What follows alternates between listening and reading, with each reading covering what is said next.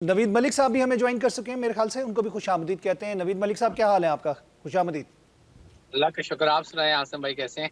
वो कहते हैं ना कि बहुत सारी चीज़ें जो बर वक्त हो जाएं वो बहुत अच्छी होती हैं, और इस वक्त हम यही देख रहे हैं पाकिस्तान की सियासत में बर वक्त होने के लिए तरमीम के हवाले से भी, खासतौर पर 26वीं तरमीम के हवाले से भी बहुत ज़्यादा हलचल मची हुई है। आप कैसे देखते हैं? जजों ने वजाहत भी दे दी और एक वजाहती बयान जिसको गैर ज़रूरी समझा जा रहा है, उसको आप कैसे देखेंगे?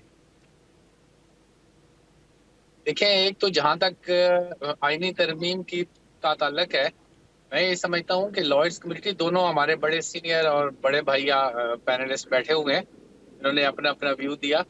लेकिन मेरा ख्याल है कि जो लॉयर्स कम्युनिटी है, इनका 2007 से ये मुतालबा था कि जुडिशल रिफॉर्म्स होनी चाहिए हम्म। और कुछ ऐसा सिलसिला होना चाहिए कि सुप्रीम कोर्ट में जो लोग जाते हैं और साल हर साल उनके मुकदमात नहीं लगते, वो मुकदमात उनके जल्दी फिक्स हों और उनको इंसाफ मिले, क्योंकि हमारे जो असल स्टेक होल्डर हैं वो तो लिटिगेंट्स हैं। हम्म।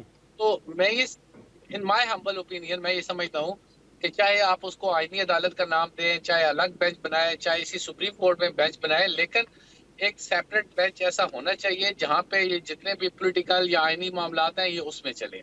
और जो बाकी जजेस हैं सुप्रीम कोर्ट के, वो जो आम केसेस हैं जिनके बेचारों के 10-10 साल, 15-15 साल केसेस नहीं लगते, केसेस की जल्दी समाप्त होनी चाहिए और उनके लिए जो है उनको इंसाफ फराहम होना चाहिए। नवीद साहब, यहाँ पे दूसरा सवाल ये ये आता है वजाहत कि में, लोअर जुडिशरी से क्यों नहीं काम शुरू किया गया? सारा ज्यादातर पेंडेंसी तो वहां पर है, और वहां पर भी कोई हाई वैल्यू पॉलिटिशियन का केस आ जाए या फिर हुकूमत और अपोजिशन के दरमियान जब ये कशमकश होती है तो वहां पे गिरफ्तारियां डाल के पर्चे होते हैं, तो वहां पे उस दिन भी सारे केसेस कैंसिल हो जाते हैं और सिर्फ उसी के लिए एहतमाम किया जाता है।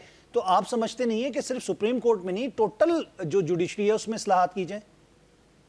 नहीं आसम भाई, मैं डिस्ट्रिक्ट कोर्ट्स में कोई इस तरह की सिचुएशन नहीं होती। हम्म। ना ही तमाम लिस्ट कैंसिल होती है और ना ही वो अदालत किसी एक काम के लिए मुख्तस हो जाती है।